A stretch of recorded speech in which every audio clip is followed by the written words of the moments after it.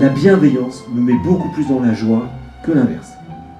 Si on passe son temps à penser du mal des autres, il n'y a aucune joie qui peut venir. Umberto Eco était passé dans mon bureau et il m'avait dit cette idée, il m'avait dit, tu sais, si on rassemble les gens les plus intelligents depuis l'aube de l'humanité, Erasme, Diderot, Montaigne, Marc Aurèle. Je trouve qu'en tout cas, il a le mérite de ses convictions. Voilà. Il se bat pour ses convictions. On peut être d'accord, pas d'accord sur la laïcité, sur la République, mais au moins il se bat et au moins il n'est pas fluctuant. Ça fait 25 ans que moi je tourne autour de la Méditerranée, de Tanger à Beyrouth, et l'Italie, la Sicile. Je tourne autour de la Méditerranée.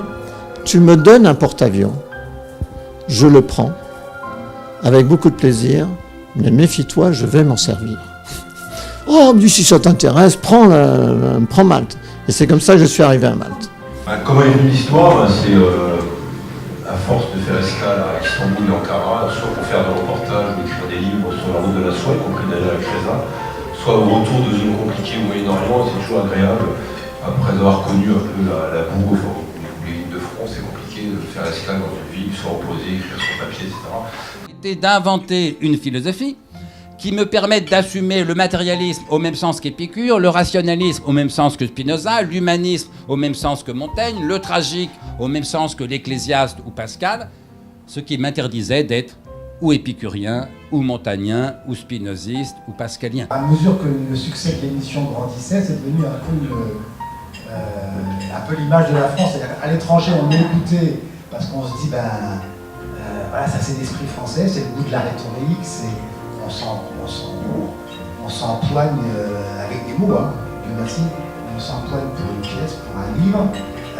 Les étrangers regardent ça avec une stupéfaction qu'ils n'imaginent même pas chez eux.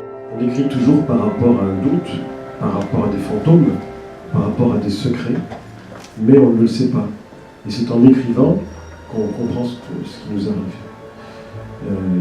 C'est le problème des artistes, des créateurs, enfin l'écrivain c'est un artiste. Mais ce que je dis là, je peux le dire d'un peintre, d'un sculpteur, d'un metteur en scène de théâtre ou d'un dramaturge. Il faut l'écrire, il faut le créer, il faut le construire pour savoir ce qui nous hantait. Je pense que la musique, finalement, n'est qu'une espèce de variation du silence et que la quête véritable de la musique, c'est une quête du silence.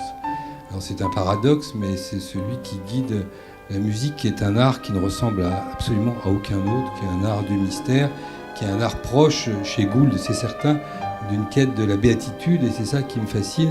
Il parle d'un bibliothécaire qui, un peu hippie, un peu cool, qui, au coin de sa bibliothèque, il décide d'accueillir tous les livres refusés par tout le monde, les manuscrits, voilà, une sorte de SPA de la littérature, quoi. Et je me dis, c'est une idée géniale. Et après, j'apprends en plus que cette bibliothèque existe vraiment. La République, elle se caractérise, elle se concrétise à travers des institutions. Et la République, elle dépend du fonctionnement de ces institutions. En 1946, on a créé des institutions qui aboutissaient à une confusion des pouvoirs. Vous savez que Montesquieu avait écrit la théorie de la séparation des pouvoirs. Tout homme qui a du pouvoir est porté à en abuser. Il faut donc séparer le pouvoir exécutif du pouvoir législatif, du pouvoir judiciaire. Les galaxies, les étoiles, les planètes, toutes les sciences, tout ce que la science nous apprenne, sont un petit peu comme notre propre histoire. Nous découvrons grâce aux sciences d'où nous venons, comment on en est arrivé là, comment nous avons atteint ces fabuleuses facultés que sont l'intelligence, la conscience et la présence. Déjà, je voulais vous dire bonsoir. Je suis en joie, déjà, d'être ici. J'ai découvert peut-être la spiritualité avec les livres de Christian Bobin, il y a très longtemps. Ensuite, c'était des petites touches, des petits bonheurs chaque fois que j'en lisais un. Ça me donnait envie de vivre un peu plus et de croire en une spiritualité, de croire en soi. Voilà, il avait une manière de regarder le monde qui me touchait.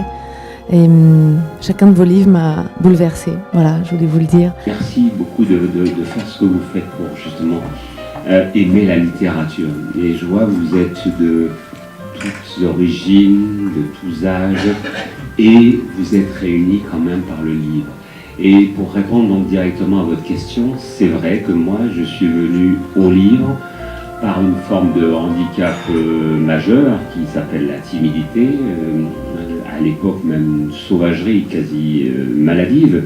L'image de celui qui va vers le mariage des oiseaux, qui ne reste pas chez lui, mais qui affronte le dehors, qui va vers le dehors. Voilà, j'ai à moitié sauvé le truc, mais voilà.